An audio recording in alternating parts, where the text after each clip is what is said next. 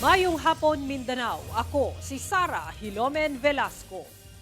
Lapas duha ka tuig una ang 2028 presidential elections, opisyal na nga gianunsyo ni Vice President Sara Duterte ang iyang planong pagdagan pagka-presidente.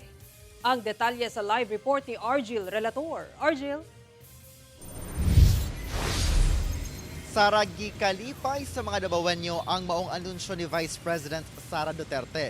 Samtang una pa man siya mibutyag sa intensyon sa pagdagan sa 2028 presidential election, doon na siya mga butang ang ipangayo ug pasaylo sa katawhang Pilipino ingon man magibutyag ng mga kabalaka. Ako si Sara Duterte. Tatakbo bilang Pangulo ng Pilipinas. Syukran. Kini ang opisyal nga anunsyo ni Vice President Sara Duterte Miyerkules sa buntag sa usa ka press briefing sa Office of the Vice President sa Kauluhan. Mudagan siya pagka-presidente sa 2028 presidential elections. Sa unang parte sa iyang pahayag, gibutyag ni VP Sara nga niabot siya og 47 years aron iyang masabtan nga ang iyang kinabuhi dili lang para kaniya ug dili sama sa uban. Wala siya ipanganak nga magukod sa kalipay. Sa unang mga buwan ng aming mga termino, nakita ko na ang kawalan ng katapatan ni Bongbong Marcos Jr. sa mga pangakong binitawan noong kampanya. Pati na sa kanyang sinumpaang tungkulin para sa bayan. Giusa-usa ni VP Sara ang iyang buot ipangayo ug pasaylo ngadto sa mga Pilipino. Mga kababayan, humihingi ako ng paumanhin.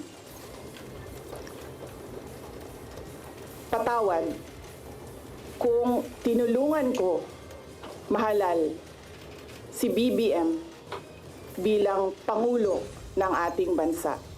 Lakip sa ipangayo ug pasaylo sa bise ang parayong pagtaas sa presyo sa panaliton, ubos nga kita, walay tinuod nga seguridad ug kakulangon sa epektibong healthcare system. I cannot kneel before each and every Filipino to beg for forgiveness. Instead, I offer my life, my strength, and my future in the service of our nation. Mga kababayan, ibalik natin ang tapang at malasakit para sa Diyos, sa bayan, at para sa bawat pamilyang Pilipino. Ako si Sara Duterte. Tatakbo bilang Pangulo ng Pilipinas. Ang maong anunsyo ni VP Sara gikalipay sa mga dabawenyo. Of course, gusto gid nako si BP gud ang atong president. Actually, deserve yun kayo kay actually diri sa Davao ato naman yung na patunayan na naayod siya na achieve and then maayod pud siya namuno. Okay kaayo. Nga siya mudagan. Para masolve na ang problema sa nasod. Ug uban pang taga Mindanao. Happy ko, nabot ko sa iya. 100% nga mo bot ko sa iya nga wadagan siya pagka-president.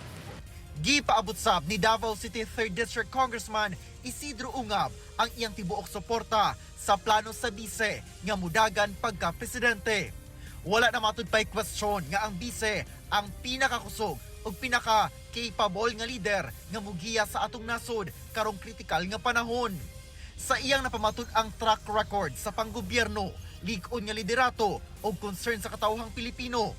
Salig si Congressman Ungab nga magdala si VP Sara og tinuuray nga paglambo og results-oriented governance nga makapalambo sa matag sektor sa katilingban. Sara, dahang ipangayoan og komento ang Malacañang labot sa gibutyag nga intensyon ni VP Sara sa pagdagan sa 2028 presidential elections. Good luck lamang ang gitubag ni Palace Press Officer Yusek Claire Castro. Sara. Okay, daghang salamat, Argil Relator.